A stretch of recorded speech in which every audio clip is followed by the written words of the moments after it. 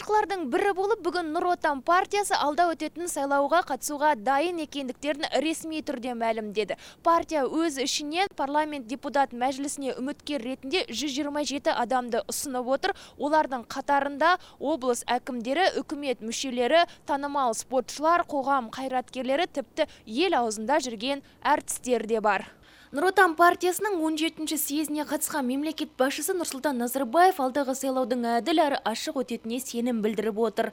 Елбасы жиында бүгінгі саяси ахуалға ерекше тоқталды. Қазақстанның бұл дағдарысты еңсеруге күші де барлық ресурсының да жететіндігін тағы қайталады. Соған қарамастан билік халыққа берген уәдесінде тұру керек деп қадап айтты Нұрсұлтан Назарбаев. Әр дәуірдің өзінің белгісі бар ғой. Талай қилы замандардан өтіп келе жатырмыз. Совет одағы құлағандағы дағдарыс, қайда барарымызды білбей дағдарысқа қаңғып қалған кезімізде болған. Тағы да алдымызда жан-жаһандық сын қатерлер толып тұр. Бірақ біз болашаққа ылғи сеніммен қарап келе жатқан халықпыз. Бұл қазақтың басынан не өтпеген? Бәрінен өтіп келеткен қазақ, бұдан да өтеміз деп сеніммен қарайды. Мен қазіргі сын қатерлердің бәрін жеңіп, кемел мемлекет ретінде келешекке қадам басарымызға кәміл сенемін. Оны тек қана айтып отырғанымыз жоқ, тиісті шаралар қолданып жатырмыз, жұмыстарымызды жасап жатырмыз. Тіпті президент осы жиынға келер алдында базар аралап бағаларды салыстырған, сондықтан құзыретті органға арзанға алып қымбатқа сататын алып сатарларды тез арада жөнге салуды тапсырды. Және мемлекет басшысы хан сарайында етіп, балабақша мен мектеп салуды енді доғару керектігін айтты. Если мы вспомним, баррель нефти в 1998 году стоил $8,5. Потом целое десятилетие продолжался рост до $130 за баррель. Затем началось десятилетие снова падения, которое, возможно, сейчас приближается ко дну. Нам просто надо вспомнить, что мы уже полгода живем, да, в условиях $30 за баррель. Но ничего не случилось же. Так что мы преодолеем. Может быть, надо к этому привыкать. Думаю, что это надолго, и может и хорошо, что так. Нам важен в стране тенге, а не доллар. Давайте остановимся, глубокий вдох сделаем, как йоги говорят, и забудем про доллар. Мы живем на тенге в Казахстане. Мы покупаем за тенге, мы рассчитываемся за тенге. Жиын барысында президент елдің байманап олигархтарына да сөз арнады. Оларды сырттан бақыт іздемей, ел игіліктеріне қызмет етуге шақырды. Байлық та, бақыт та, өмір де өз еліңде. Сырттан бақыт іздегеннің ісі баянды болған мен көргем жоқ ешкімнен. Қанша миллиардер болсаң да. Қызықтың барлығы өз еліңде, өз бала-шағаңның жанында.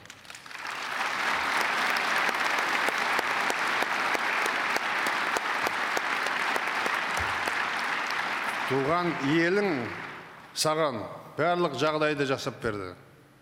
Бизнесіңді қолдады. Қалтаңды ақшаға толтырдың.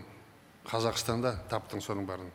Енді соның барлығын шетелге апарып, ана жаққа тығып, мына жаққа тығып, күнде қашан ұстап алар екен мен деп, түнде шошы оянып, түсіңе кіріп, не болды сонша? Айтшы? Соның бәрін алып келіңдер деп легализация жасап отырмыз ғой. Айыптамаймыз. Отанға жұмсайық қаражатымызды. Біздің барлық ойлайтын ойымыз, ертең баламыз не болады, немереміз не болады, сол емес пе? Оны ойлайтын болсақ, отанды гүлдендіру керек. Мына Қазақстанды аман-есен тыныштықта сол балаларымыздың қолына салып беруіміз керек. Сонда бақытты боламыз. Сонда өміріміз тыныш болады. Ал қызметі арқылы көзге түскен бірқатар облыс пен қала әкімдері мақтап, өзгелерге де жұмыста адал болу керектігін түсіндіріп өтті. Мақтауға іліккендердің ішінде Ақтөбе облысы мен Астана қаласының басшылары да бар. Астана өзіне жұмсалған барлық шығындарды толықтай қайтарды, деді президент. Летопись нашей независимости. Біздің тарихымыздың жылнамасына елбасымыздың астанасында керемет жоба жазылған. Ол қаламен біздің халық мақтанады. Астана қаласының жеке табысы 1997 жылдан бері 29 есеге артты және бүгінде 200 миллиард теңгені құрауда. 2015 жылдан бері Астана елдегі 4 донор қалалардың қатарына қосылды. Бюджеті 50 есе артып 315 миллиард теңгеден асты. Жыл сайынғы құрылыс көлемі 14 есеге көбейді. Былтыр 1 миллион 750 мың шаршы метр тұрғын үй пайдалануға берілді. Астанада осы жылдары 150-ден астам ірі әлеуметтік нысан іске қосылды. Можно сказать, Адильбек Раскальденович, что затраты государства на строительство Астаны полностью возвращены. Да, точно. За счет таких вот объемов работы. Казахстан обогатился на целый город, и этот город дает в страну свою отдачу за счет продукции. Сонымен Нұр Отан өз құрамынан 127 адамды мәжіліс депутаттығына үміткер ретінде ұсынды. Олардың ішінде 5-ші шақырылымның бірқатар депутаттары, облыс әкімдері, министрлер, үкімет мүшелері, спортшылар және әншілер де бар. Айта кетсек, Жанар Дұғалова, Қайрат Нұртас және Геннадий Головкин де депутаттық мандаттан үміткер. У нас присутствует здесь Геннадий Геннадьевич Головкин. Где он? Где он? О.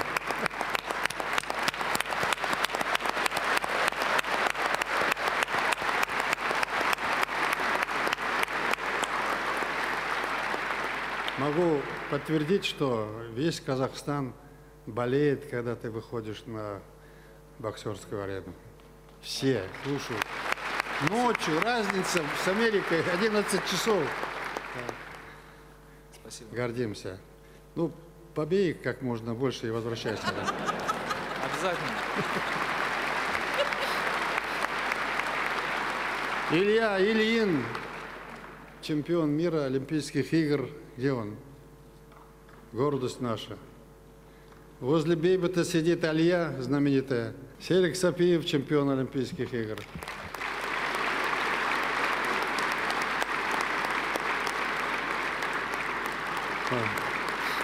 Ну,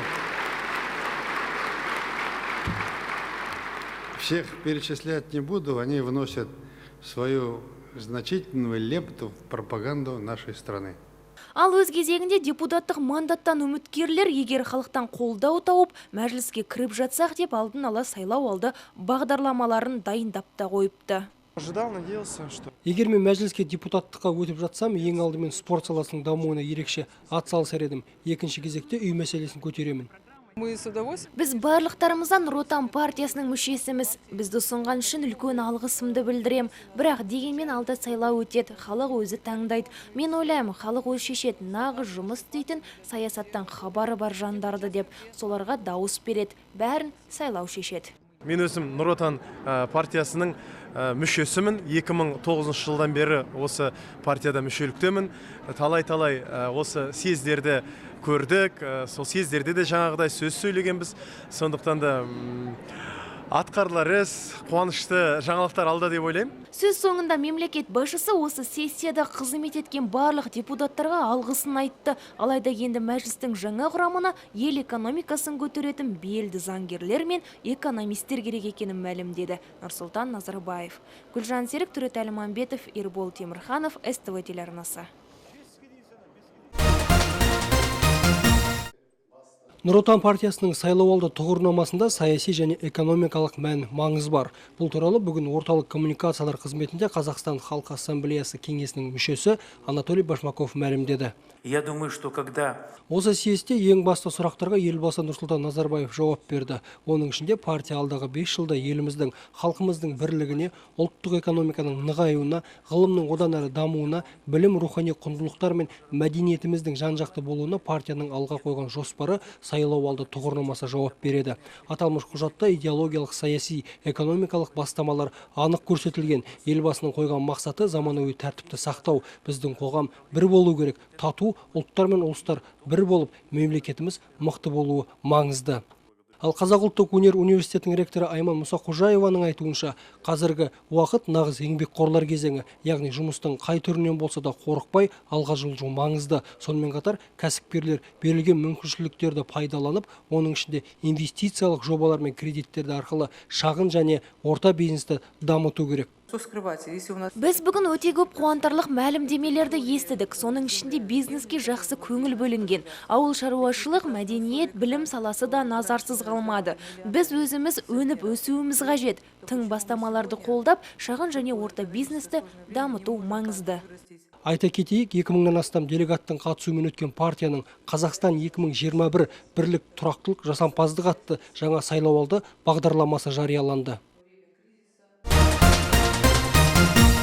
Елордалық полицейлер жол үстінде толғатып жатқан ана мен бала өмірін құтқарып қалды. Бұл сәби мен ана өмірін сақтап қалған Астана қалалық полиция полкінің сержанты Бекзат Айдаров. Ішкі істер органында 1 жылдан астам уақыт бойына қызмет атқарып келеді. Бекзат тек түнгі ауысымда кезекшілік етеді. Ол өзінің қызметі барысында түрлі қиыншылықтардың көп болатынын айтты. Алайда айы күні жетіп, толғатып жатқан ананы бірінші көруі. Сасқалақтап қатты уайымдаса да қасындағы көмекшісі екеуі жүкті әйелді дер арада ауруханаға жеткізеді. Түнде сағат 3-тің шамасында Бөгенбай бейбітшілік қиылысында сол автокөліктен көмек сұрап тұр екен бір кісіден. Біз барып, жақындап жанына ол кісіден сұрадық. Ол кісі емхана іздеп жүр екен. Әйелі жүктілігіне байланысты қатты керек болғандықтан. Қолымыздан келгенше барынша жақын жердегі емхананы іздеп тауып алып бардық. Уақытында алып барған екен. Сол жерге аман-есен жеткізіп, енді жақсы босанды деп жатыр дәрігерлер. 37 жасар Александра Карасева ауруханаға жете салысымен өмірге Вероника атты қызды келді. Спасибо огромное, потому что если бы не ваша помощь, скорее бы всего ребенка бы не было. Помогли вовремя и в самые критические минуты, за что вам очень-очень благодарна. Олардың отбасы тәртіп сақшыларына дән риза, алғыстарын жаудыртып, ақ баталарын беріп жатыр. У нас была экстренная ситуация. Экстренный жағдай. Толғақ машинада өте қиын, білесіздер. Мен қаланы білмеймін. Адасып қанша жүрдім. Содан жол патрульдік қызметкерлері келіп, тез арада жақын ауруханаға алып барды. Сиреналарын жағып, жылдам арада жеткізді. Алғысымыз шексіз. Кішкене кешіккенде бәрі кеш болатын еді. Үлкен рахмет. Қазір Верониканың да, анасының да жағдайы жақсы. Тәртіп сақшылары өздерін ерлік жасадық деп санамайды. Қайта ел үшін қызмет ету басты парызымыз деп біледі. Гүлжан Серік, Ералхан Серікбаев, СТВ телеарнасы.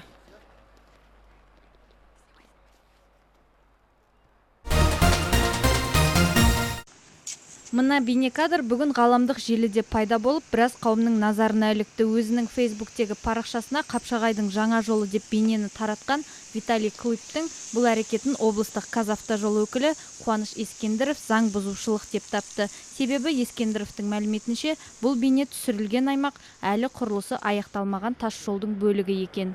Молодой человек накатался на коньках. Конькимен сырғанаған жігіт жүруге тыйым салынған аймаққа белгісіз жағдайда өтіп, соны бейнеге түсіріп алған. Ол жерде құрылыс жұмыстары әлі де аяқталмаған. Дәл сол аймақты іске қосу туралы шешім әзірге қабылданған жоқ. Құрылыс жұмысын атқарушы арнайы көліктер ғана ол аймаққа өте алады. Қазавтожол компаниясының мәліметінше Алматы Қапшағай тас жолында соңғы уақыттағы ауа райы қолайсыздығынан көк мұз пайда болған. Цементті бетонды тас жолдың айырмашылығы да сонда, оны пайдаланған алғашқы 2 жылға оған тұзды қоспаларды себуге болмайтын көрінеді. Ондай қоспаларды пайдаланған болашақта жолдың бұзылуына алып келеді деп түсіндірді жауапты мекеме. Дегенмен Қазавтожол компаниясы апаттарға жүргізушілердің өздерінің де кінәлі екендерін айтады. По поводу закрытия трассы об этом. Тас жолды жабуға қазір еш негіз жоқ, оны айтуға әлі ерте. Алдағы уақытта жауын шашын көп болады деп күтілуде. Қысқы уақытта наурыз айының ортасына дейін бізде шектеулер болады. Қысқы белгілер деген бар. Тас жолдың барлық аймағында жылдамдықты шектеу туралы нұсқаулықтар қойылған. Яғни жылдамдық сағатына 50 шақырымнан аспау керек деп белгілерді орнаттық. Өкінішке орай жүргізушілер оны ескере бермейді. Содан да жуырда жаппай көлік апаттары орын алып, адамдар зардап шекті. Жол бойына мұзды жол деген белгілермен қатар жылдамдық белгілері де жиі орналасқан. Бірақ жүргізушілер белгілерді назардан тыс қалдыратын сыңайлы. Оған дәлел бірнеше күн бұрын ғана осы жол бойында бірнеше жол апатының тіркелуі. В текущем году будет сдан полностью весь... Ағымдағы жылы Алматы-Қапшағай тас жолының барлық бөлігі дерлік қолданысқа беріледі. Сол сәтте екі бағыт бойынша жолдар толығымен ашық болады. Ауа райының бұзылуы кезінде біздің техника даяр тұрады және аса қауіпті аймақ мұнда жоқ. Арнайы көліктер жолды қардан тазартып, құм себеді. Сол арқылы жол апаттарының алдын алуға тырысамыз. Ал желідегі бейне болжам бойынша осыдан бірнеше күн бұрын жаңбырдың кезінде түсірілген. Құрылысы аяқталмаған нысан болғандықтан да онда ешқандай қоспа себілмеген. Қазіргі уақытта Қуаныш Ескендіров тас жол бойында қауіп жоқ дейді. Бірақ алдағы уақытта ауа райы бұзылатындықтан жүргізушілерге жол ережелерін бұзбауды ескертеді. Гаухар Асанбек, Бағдат Әлішев, СТВ.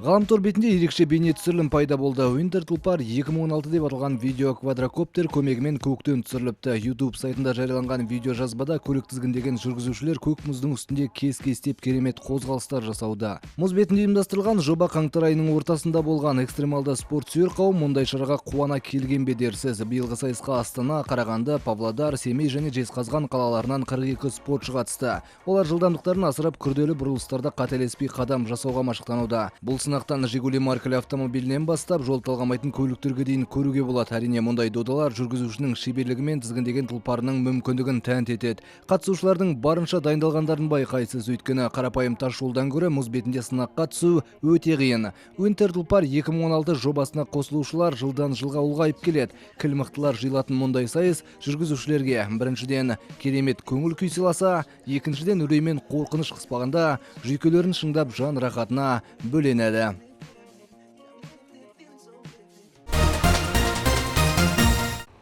Алдағы күндері елімізде ауа райы тұрақсыз болады, бұрқасын, жауын-шашынды. Синоптиктердің болжамынша республикамыздың солтүстігінде түнде температура 15-20 градусты көрсетсе, күндіз 3-8 градус аяз, ал батыста 3-8, түнде 11 градус. Еліміздің шығысында түнде 20-25, күндіз 17 градусқа дейін төмендейді. Оңтүстікте түнде 0-8 градус аяз, түнде 3 градус жылы. Ертең Астанада көшпелі бұлтты, күндіз қар жауады, жаяу бұрқасын күтіледі. Жел оңтүстік шығыстан соғады, желдің күші 9-14 метр секунд. Түнгі температура 18-20 градус аяз, ал күндізгі температура 9-11 градус аяз болады. Ал келесі күндері Астанада көшпелі бұлтты, кей уақытта қар жауады, бұрқасын күтіледі. Жел оңтүстіктен соғады, желдің күші 9-14 метр секунд. Түнгі температура 15-17 градус аяз, ал күндізгі температура 7-9 градус аяз Цельсия.